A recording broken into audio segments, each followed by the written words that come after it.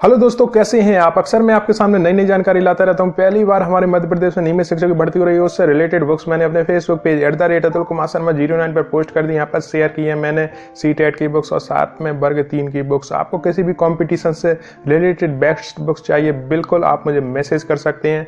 यहाँ पर मैंने अमेजॉन की लिंक शेयर की है जो कि 5 दिन में आपके पास बुक्स पहुँचा देती है। तो दोस्तों, जो आपके कमेंट्स आते हैं उनसे ही बनता है मेरा अगला वीडियो। तो आज के जो टॉपिक है वो है आपके डॉक्यूमेंट्स से लेकर, यानी कि आपकी यदि ज्वाइनिंग होती है और आपकी काउंसलिंग होती है तो उस समय आपको कौन कौन से डॉक्यूमेंट्स चाहिए जिसकी वेरिफिकेशन के लिए अति आवश्यक है।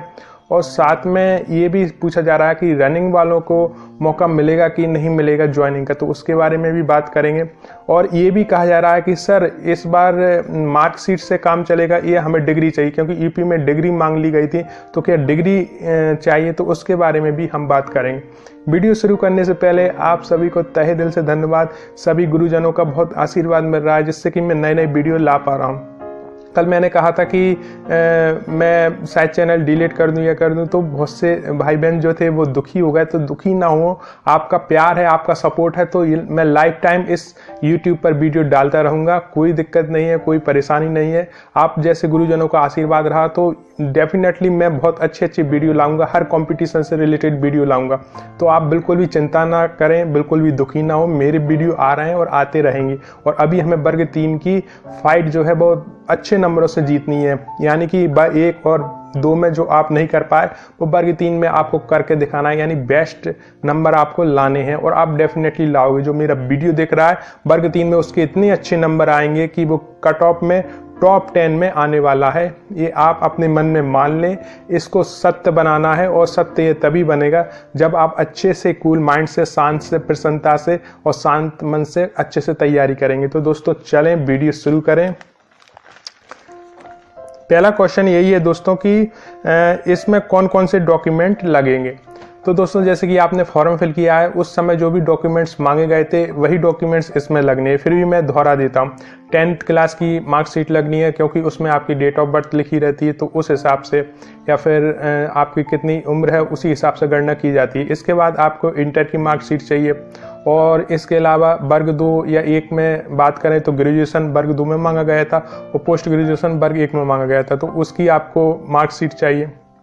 अब यहाँ पर एक बात और कही जा रही है कि सर डिप्लोमा भी चाहिए इसमें या फिर डिग्री भी चाहिए, कि मार्कशीट से ही काम चल जाएगा। तो मध्य प्रदेश में अक्सर मार्कशीट से ही काम चल जाता है, डिप्लोमा या डिग्री नहीं मांगी जाती है। डिप्लोमा या डिग्री क्या होती है और मार्कशीट क्या होती है, वो मैं थोड़ा सा डिफरेंस बता दूं जो भाई बहन ना समझ पाए। क्या होता है दोस्तों कि जैसे आपने ग्रेजुएशन किया है 3 साल, बीए किया, बीएससी, बीकॉम जो भी, तो 3 साल की आपकी 3 मार्कशीट हो गई। उसी यूनिवर्सिटी से उस मार्कशीट की डिग्री जारी की जाती है, जिसमें ये लिखा जाता है कि आपने इस सन में ये इतने अंकों के साथ ये पास किया है, यानी कि एक प्रमाण पत्र होता है। जैसे कि हमने 10th क्लास पास की है तो वो 10th क्लास की एक मार्कशीट होती है, उसका एक प्रमाण पत्र भी होता है जो भोपाल बोर्ड जारी करता है। अमूमन सबके ही पास होगा, या फिर इनकी आवश्यकता नहीं पड़ती तो कोई इतना गौर भी नहीं देता। तो यहाँ पर बहुत से भाई बहन ये कह रहे हैं कि यूपी में सर डिग्रियां मांग ली गई थी, तो क्या हमें पहले से डिग्री बना के रखनी चाहिए। तो अभी तक तो ऐसा कोई नियम नहीं है मध्य प्रदेश की। मैंने जितनी भी भर्तियां देखी उसमें मार्कशीट से ही काम चल जाता है, यानी बीए फाइनल ईयर की मार्कशीट आपने लगा दी तो वो पूरा ही मान लिया जाता है। डिग्रियां तो अभी मांगी नहीं गई। लेकिन आपको ऐसा लगता है मन में थोड़ी शंका है कि कहीं डिग्रियां मांग ली गई तो फिर आप डेफिनेटली डिग्रियां मांग सकते हैं यूनिवर्सिटी से। आपको एक फॉर्म फिल करना है यूनिवर्सिटी में जाकर, और आपने जिस ईयर में भी जो भी विषय से स्नातक किया उसकी आप डिग्री ले सकते हैं। डिप्लोमा की बात करें तो जैसे आप डीएलएड की बात करें या बीएड की बात करें, हम डीएलएड की बात कर ले, तो डीएलएड भी एक डिप्लोमा है। तो जो आपके पास अभी मार्कशीट आई है वो मार्कशीट कहलाती है, लेकिन ये डिप्लोमा आपको भोपाल बोर्ड से मांगना पड़ता है। उसका भी एक प्रोसीजर होता है कि फॉर्म फिल करना होता है, कुछ फीस लगती है और उस हिसाब से आपको वो डिप्लोमा मिल जाता है। यूनिवर्सिटी में भी यही प्रोसेस होता है कि आपको फीस लगती है और वो फीस मामूली सी फीस होती है और एक फॉर्म होता है, उसे आप मांग करेंगे तो वो आपको डिग्री दे देंगे। तो अभी तक तो जितने भी कंपटीशन मध्य प्रदेश में हमने देखे हैं उनमें कहीं भी डिग्री की डिमांड नहीं की गई, डिप्लोमा की डिमांड नहीं की गई। जो आपकी मार्कशीट है उसको ही वो पूरा दे देते हैं कि इससे ही आपकी भर्ती हो जाएगी। अब इसके अलावा दोस्तों जैसे कि मैं 2011 की बात करूं, बहुत से लोगों का ये ऐसा था कि रिजल्ट आया था और काउंसलिंग में उन्हें जो मार्कशीट लगानी थी हमारी डीएड की या बीएड की, तो उनके जब रिजल्ट आया उसके करीबन 1.5-2 महीने बाद ही आपकी जो है मार्कशीट आती है। तो यहाँ पर ये समस्या खड़ी हो गई कि उन्हें डिग्री वो ही चाहिए थी मार्कशीट जो कि आपने डीएड या बीएड की, तो उनके पास थी नहीं, लेकिन वो पास तो हो चुके थे और मार्कशीट आने में लगते हैं करीबन 15-20 दिन या 1 महीने तक लग जाता है। तो जो नेट की अंक सूची थी या नेट की जो मार्कशीट निकाली थी उसको भी मान्यता दे दी गई दोस्तों। तो यानी कि हेल्पफुल गवर्नमेंट है, बिल्कुल हेल्प करती है। उन्होंने मालूम था कि इन्होंने पास तो कर लिया, लेकिन इनकी जो डिप्लोमा या जो मार्कशीट आएगी उसमें काफ़ी समय लगने वाला है। तो जो नेट की अंक सूची थी उसको भी मान्यता दे दी गई और उससे भी भर्ती कर दी गई। तो ऐसा कुछ नहीं है। तो आपकी जो मार्कशीट है अभी तो वही मांगी जा रही है, और जैसे आपने फॉर्म फिल किया तो उसमें भी मार्कशीट के ही आपने नंबर भरे हैं। तो इस कन्फ्यूजन में ना रहें कि हमें डिग्री चाहिए। तो डिग्री के लिए आप बिल्कुल अप्लाई कर सकते हैं, मिल भी जाएगी, लेकिन मन में बिल्कुल भी इस बात की चिंता न रहे कि हमारे पास मार्कशीट है तो हमारी ज्वाइनिंग होगी कि नहीं होगी। उस मार्कशीट से भी आपकी 100% ज्वाइनिंग हो जाएगी। तो ये इसके बाद आपको आधार कार्ड चाहिए। तो आधार कार्ड में यदि कोई विसंगतियां तो बिल्कुल आप सही करा लें। बहुत बार क्या हो रहा है कि आपकी 10th क्लास में जो डेट ऑफ बर्थ है, जो नाम है, वो डिफरेंट अलग है, और जो आपके आधार कार्ड में नाम है या डेट ऑफ बर्थ है वो अलग है। तो ये दोनों सेम करवा लें, लेकिन इसके लिए पीछे भी आपको इतना परेशान होने की ज़रूरत नहीं है। हाँ, आप एक अपील कर दें, ऑनलाइन ही होता है। आपकी जो आपके भी उसमें जो आधार कार्ड में जो भी विसंगतियाँ वो आप दूर करवा सकते हैं आराम से। और इसके अलावा आपको डीएड बीएड का प्रमाण पत्र चाहिए ही चाहिए। जो भी मार्कशीट है वो लगानी है, ग्रेजुएशन की मार्कशीट लगानी है, पोस्ट ग्रेजुएशन की लगानी है। पंजीयन अभी आपने करवाया है तो वो तो जीवित ही है, तो उसका नंबर इसमें लगेगा ही लगेगा। और साथ में जो आपके रिजल्ट जारी होगा तो जो नेट से मार्कशीट निकलेगी उससे मान्यता प्राप्त है, तो वो मार्कशीट भी आप रख लें। इसके अलावा आपने जो फॉर्म फिल किया था उस समय जो आपने फोटो खिंचाए थे उसकी कॉपी भी अपने पास रखें, क्योंकि उसमें साफ लिखा था कि करीबन 3-4 कॉपियाँ आप उसी सेम फोटो की अपने पास रखें। तो आप उन्हें भी अपने पास रखें, या आपके पास एक भी फोटो है तो उससे आप 2-3 कॉपी और निकलवा लें, तो इन्हें भी आपको लगाना पड़ेगा। और जो भी अभी आपने जितनी भी सर्टिफिकेट या जो मार्कशीट लगाई थी वही मार्कशीट इसमें काम करेंगी आपकी ज्वाइनिंग के टाइम पे। कोई अलग से नहीं चाहिए कि हमारे, तो ये तो आपके पास कंप्लीट ही है, क्योंकि तभी तो आपने फॉर्म फिल किया है, तो कोई घबराने की आवश्यकता नहीं है। अब इसके अलावा दोस्तों इसका प्रोसीजर क्या है। जैसे ही आपका रिजल्ट घोषित होगा ना दोस्तों, तो सबसे पहले आपको क्या करना है कि एक विज्ञप्ति निकलेगी हमारे मध्य प्रदेश एजुकेशन डिपार्टमेंट से। और जैसे मैं कहता हूँ ना 56 से 70 पद है, तो कल एक बहन ने कमेंट भी किया था कि सर आप 56 से 70 पद क्यों बोलते हैं, जबकि पद तो 11,000 के करीब है। तो जब मैं 56 से 70 बोलता हूँ तो मैं बात कर रहा हूँ मध्य प्रदेश डिपार्टमेंट की। पूरे जो और पद है वो हमारे जनजातीय विभाग की हैं। सेम एमपी एजुकेशन डिपार्टमेंट है, ऐसी जनजातीय विभाग है, तो उसमें भी सेम ही प्रोसीजर है कि उसकी भी विज्ञप्ति निकलेंगी, वांटेड निकलेंगी, जो आपके रोजगार समाचार होते हैं उनमें निकलेगी, और जो हमारे राष्ट्रीय अखबार होते हैं उनमें भी वो विज्ञप्ति निकलती है। तो उस समय आपको आवेदन करना है, यानी कि ये आपका आधा काम है। आपने फॉर्म फिल कर दिए और आपके एग्जाम हो गए हैं, उसके बाद आपको मार्कशीट दी जाएगी। प्रोफेशनल एग्जामिनेशन बोर्ड का यह काम खत्म हो जाता है। इतना ही काम है प्रोफेशनल एग्जामिनेशन बोर्ड का कि वो आपके कंपटीशन कराएगा और आपको रिजल्ट देगा। बस जो मार्कशीट आएगी वो आपको डाउनलोड करके अपने पास रखनी है।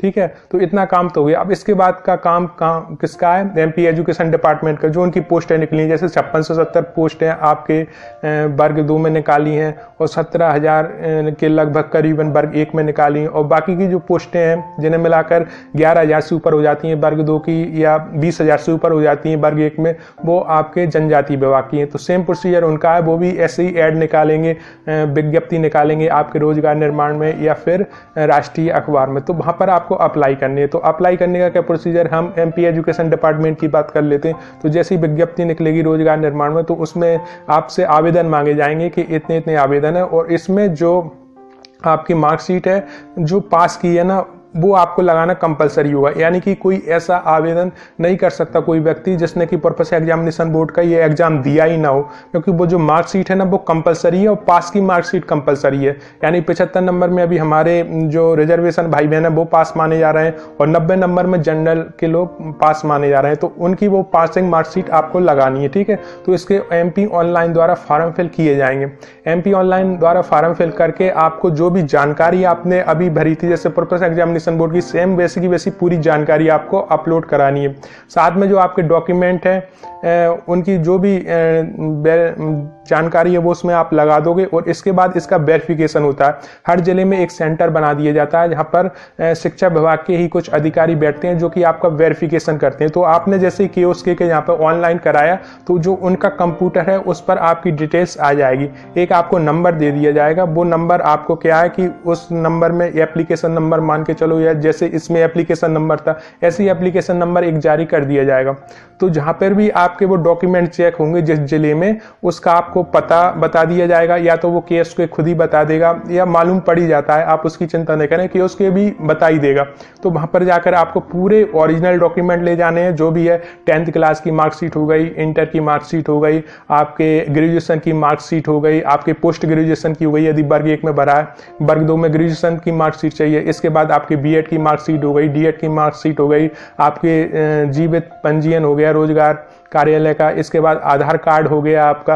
तो ये सारे आपको डॉक्यूमेंट चाहिए। और बीच में यदि आपका गैप है, जैसे मान लो आपने 12वीं की 2 साल आपने कुछ नहीं किया, फिर उसके बाद आपने BA का फॉर्म डाल दिया, तो जो बीच में गैप है उसका एफिडेविट लगेगा। तो एफिडेविट भी आप आसानी से बनवा सकते हो कि बीच में आप कहाँ रहे, तो आप उसमें बता सकते हो। तो इस हिसाब से आपकी वो पूरी मार्कशीट लगेगा। एक्सपीरियंस है, जिन्हें अतिथि शिक्षक है तो एक्सपीरियंस का प्रमाण पत्र आपको डाउनलोड करना ही, ऑनलाइन डाउनलोड होगा, तो वो भी आपके पास होना चाहिए।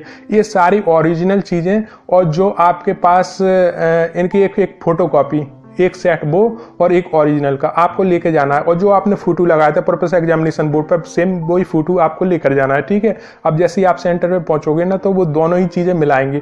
और आपने जो ऑनलाइन कियोस्क के माध्यम से जानकारी भरवाई है वो भी उनके कंप्यूटर पे आ चुकी है, लेकिन अभी वो ओके नहीं है। यानी कि वो ओके कब होगी, जब जो आपका वेरिफिकेशन कर रहे हैं वो पूरी मार्कशीट मिला लेंगे। जैसे आपने 10th की फोटोकॉपी एक दी है और 10th क्लास की, और जो ऑनलाइन आपने नंबर भरे हैं कि इतनी हमारी परसेंटेज आई है, तो वो उससे पूरा मिला लेंगे। और उससे मिलाने के बाद आपके सारे डॉक्यूमेंट सही पाए गए, वेरिफिकेशन सही पाई गई, तो फिर वहां से वो ओके कर देंगे। तो आपका जो फॉर्म है वो सबमिट हो गया। यानी कि जो आपकी विज्ञप्ति निकली है या जो जॉब्स निकली है उसके लिए आपकी वो मान्य हो गया। अब इसके बाद आपको कुछ नहीं करना है। इसके बाद क्या रहेगा कि जो आपका एप्लीकेशन नंबर उन्होंने दिया है उसी को आप डालकर देखेंगे। जब मेरिट लिस्ट आएगी, यानी जिनकी ज्वाइनिंग होनी है ना, तो उनकी जब मेरिट लिस्ट आएगी उसे देखने के लिए अपना आप एप्लीकेशन नंबर डालेंगे ना, तो उसमें जो आपने जिन स्कूल में, जैसे कि आप पहले अपने जिले में ही आवेदन करेंगे कि हमारे जो जिले में हम जिसमें उसमें जॉब मिल जाए, फिर अनदर जिले में भी करेंगे कि मध्य प्रदेश के जितने भी जिले हैं, हमारे जिले में कट ऑफ ज़्यादा जा रही तो किसी अन्य जिले में कम कट ऑफ गई है, तो वहाँ पर भी आपकी जो जगह खाली है, जैसे आपने हिंदी से दिया, केमिस्ट्री से या बायोलॉजी दिया, तो कहीं भी हमें जॉब मिल जाए तो हम वहाँ जाकर ज्वाइनिंग करने के लिए तैयार हैं। इतना ठीक है।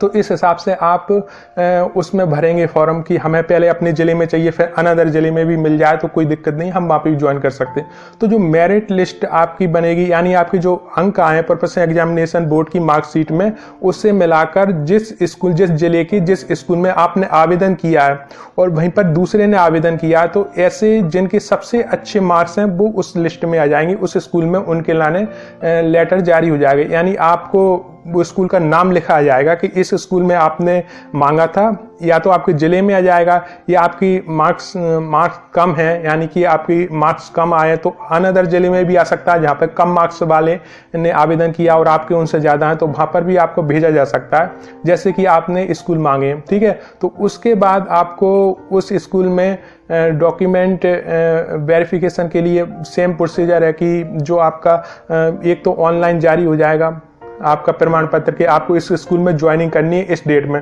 तो आप वही डॉक्यूमेंट निकलवा कर चले जाओगे। एक ऊपर से उनके पास सूचना भी आएगी जिस संकुल में आपको जाना है कि इस शिक्षक का या इस विद्यार्थी का इसमें शिक्षक के रूप में हो गया, तो इसे आप ज्वाइनिंग कराएं। तो सेम जो आपके डॉक्यूमेंट्स हैं ना, उनकी फोटोकॉपी लेके आपको वहां पर जाना पड़ेगा। और कुछ लोग क्या रहेंगे कि जिनकी नहीं आ पा रहा है तो 3 लोग कम से कम वेटिंग में रखे जाते हैं कि जो उसके नीचे यदि आपका जो जारी होगा और आपका नंबर कम है तो आपको वेटिंग में रख दिया जाएगा। तो आपको मालूम पड़ जाएगा कि आप दूसरे नंबर की वेटिंग में है, तीसरे नंबर की वेटिंग में है, चौथे नंबर की वेटिंग में, ऐसा, ठीक है। तो ये आपको मालूम पड़ जाएगा। तो जो ज्वाइनिंग जो दूसरे नंबर की वेटिंग में होता है ना, उसकी चांस कभी कभी बन जाते हैं, क्योंकि किसी ने वर्ग 2 में भी डाला है फॉर्म, उसका वहां भी आ गया और वर्ग 1 में भी आ गया, तो वो वर्ग 2 की छोड़कर वर्ग 1 में ज्वाइन कर लेता है, तो वो सीट खाली हो जाती है, तो वहां पर आपका चांस बन जाता है और आपके मार्क्स हाई हैं तो सबसे पहले आपको ही मिलेगा मौका। तो इस हिसाब से दोस्तों इसमें प्रोसीजर होता है कि पहले तो आपको क्या करना है कि विज्ञप्ति निकलेगी ऑनलाइन, अपने पूरे जो कियोस्क के माध्यम से है वो नंबर वगैरह सब, वो 10th में कितने, इंटर में कितने, वो सब आपको जानकारी देनी है। फिर उसी जगह यानी उसी जिले में एक सेंटर बना दिया जाएगा, वहां पर आपको अपनी रियल अंक सूची और उसकी फोटोकॉपी ले जाकर और वेरिफिकेशन कराना है, वहां से वो ओके करेंगे, तब आपका जो आवेदन है वो मान्य हो जाएगा। इसके बाद फिर MP ऑनलाइन पे ही आपके वो निकलेगी मेरिट लिस्ट के किस किस को कौन कौन सी स्कूल मिल गए हैं। जिनके नंबर सबसे हाई हैं उन्हें स्कूल सबसे पहले मिल जाएंगे, जिनके नंबर लो हैं उन्हें वेटिंग में रखा जाएगा। तो हर स्कूल में कम से कम 2 लोगों से लेकर 3 लोगों तक की वेटिंग रखी जाती है और जो फर्स्ट में है उन्हें ज्वाइनिंग करने का मौका दिया जाता है। फिर आप केंद्र पर पहुंचेंगे वही प्रमाण पत्र लेकर और उनके पास ऊपर से भी सूचना आ जाएगी कि इनका हो गया, तो फिर वो प्रमाण पत्र और अपने डॉक्यूमेंट की फोटोकॉपी आप वहां पर जमा करेंगे। उसके बाद केंद्र आपको एक जो लेटर इशू करेगा कि आप उस स्कूल में जाकर ज्वाइनिंग दें, तो आपको फिर वो ज्वाइनिंग देनी है। इस हिसाब से आपकी जो जॉब है वो लग जाएगी और 100% सबकी लगी। अब इसमें एक और चल रहा है कि रनिंग वालों के कागज पूरे नहीं हुए तो क्या हुआ, तो इसकी काउंसलिंग होती है दोस्तों। पहली काउंसलिंग होगी, उसके बाद दूसरी काउंसलिंग होगी और दूसरी पहली से लेकर दूसरी काउंसलिंग में कम से कम 3 से लेकर 6 महीने तक का समय लग जाता है दोस्तों।